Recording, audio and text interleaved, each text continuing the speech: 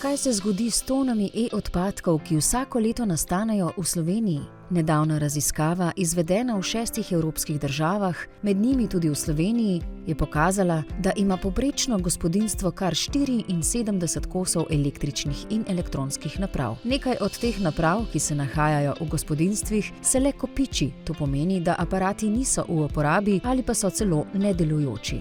Vsak aparat ima svojo življenjsko dobo in ko ta poteče in aparat odsluži svojemu namenu, je ključnega pomena naše odgovorno ravnanje, da ga oddamo v zbiralnik za e-odpadke. Kljub možnostim za pravilno ravnanje z e-odpadki se del njih še vedno izgubi med mešanimi komunalnimi odpadki na črnih odlagališčih ali v nedokumentiranih tokovih.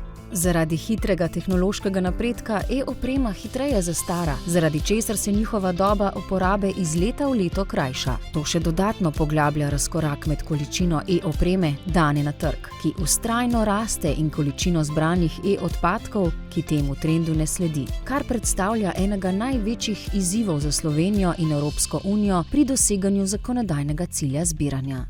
Tudi za Slovenijo velja zakonodajni cilj, da je potrebno ločeno zbrati 65% e-odpadkov glede na povprečno količino e-opreme dane na slovenski trg v preteklih 3 letih. Kar 2/3 e-odpadkov, ki se vsako leto zberejo v toku pravilnega ravnanja z e-odpadki v Sloveniji, zagotovimo pri družbi ZEOS in tako prispevamo največji delež med vsemi 5 nosilci skupnih shem za ravnanje s tovrstnimi odpadki pri nas. Poleg tega skrbimo tudi za zbiranje odpadnih baterij in akumulatorjev, tako prenosnih kot industrijskih, ter odpadnih nagrobnih sveč. Skozi leta beležimo nenehno rast zbranih količin posameznih vrst odpadkov.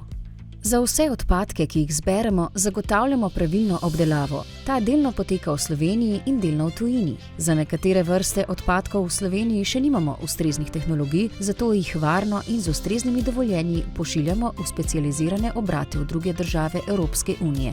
V 18 letih smo zbrali več kot 145 milijonov kilogramov vseh omenjenih odpadkov. Zbrano količino teh odpadkov bi lahko napolnili 6700 tovornih vagonov. Z recikliranjem zbranih odpadkov pa smo izpuste CO2 zmanjšali za več kot 800 tisoč ton. Za enak učinek bi potrebovali 22 222 nogometnih igrišč nasadov alepskega bora. Pri ZEOS-u se zavedamo, da vsebujajo e-odpadki številne komponente in materiale. Nekateri med njimi so dragoceni in jih je mogoče ponovno uporabiti, drugi pa lahko predstavljajo nevarnost za okolje in zdravje ljudi. Zato je pomembno, da z njimi ravnamo premišljeno in odgovorno. ZEOS – zbiranje električnih odpadkov Slovenije.